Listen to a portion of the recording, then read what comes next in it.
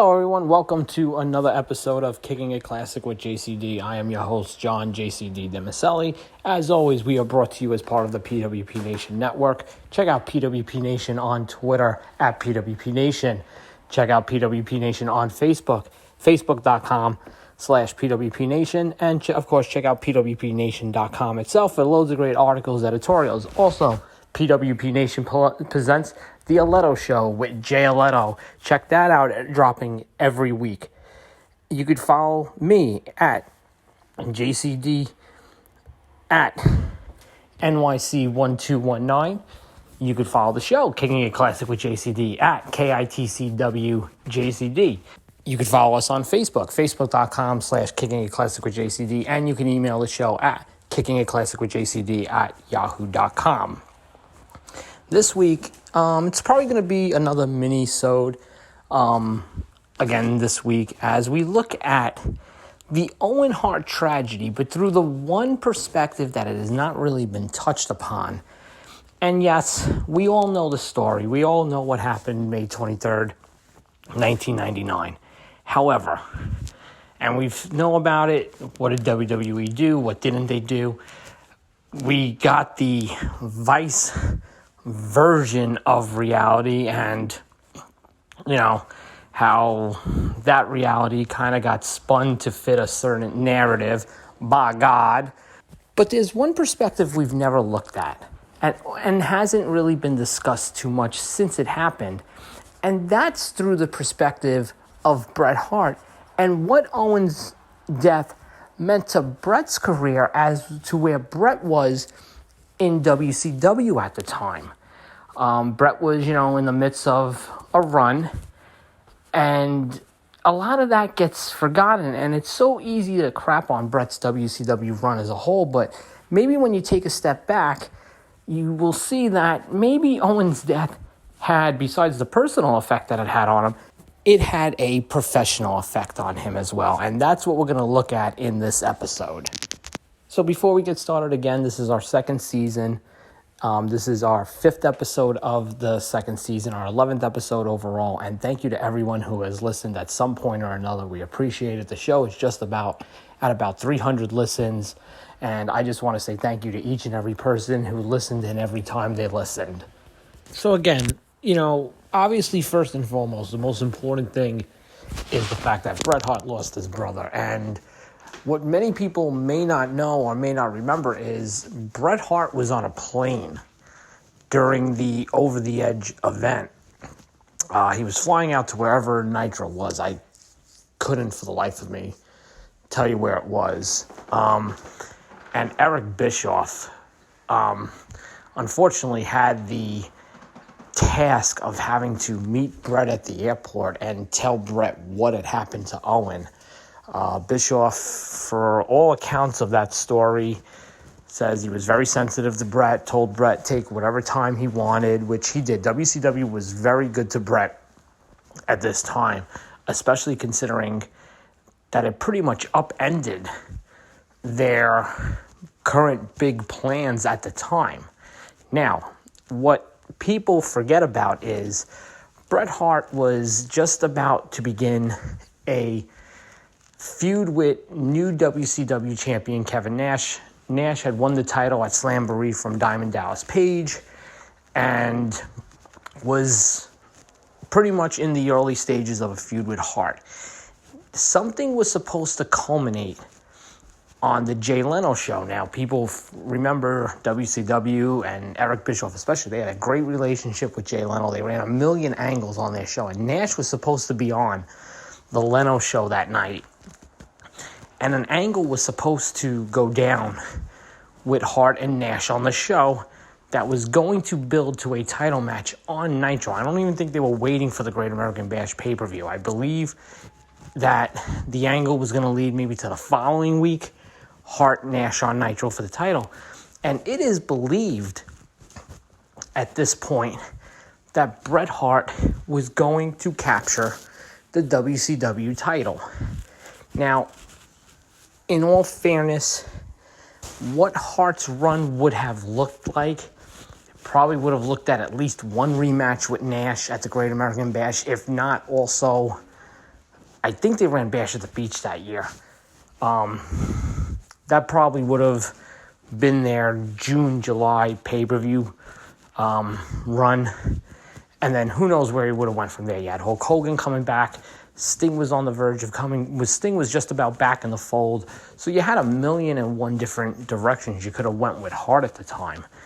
And it just immediately, obviously, everything changed. You know, they didn't run the angle on the Leno show. Hart was not seen for months until, I want to say he popped up around August and gave this great speech. And I know I say this every week, and I got to be better on top of it. I need you people who listen to call me out to be on top of this.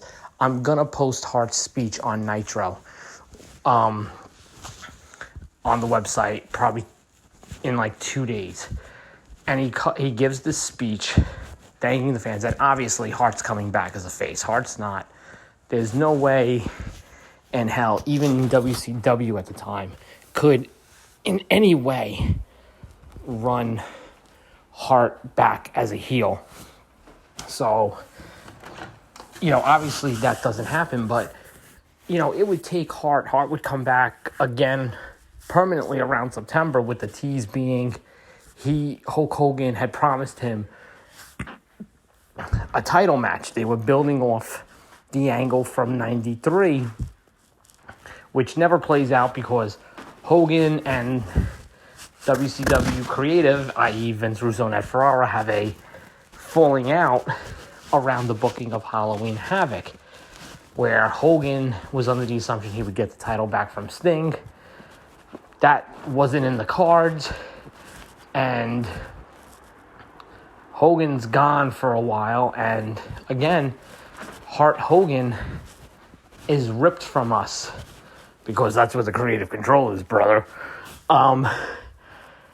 And then, you know, Hart, obviously, he has the Owen Hart tribute match with Chris Benoit, and then they do the vacant title angle that leads into World War III, and Hart winning the title at World War III finally. And Hart's run, man, it should have been bigger than what it was, but it fell flat. I mean, obviously, we all know the story, what happened at Starrcade with Goldberg, and then Hart having to relinquish the title the weekend of Sold Out.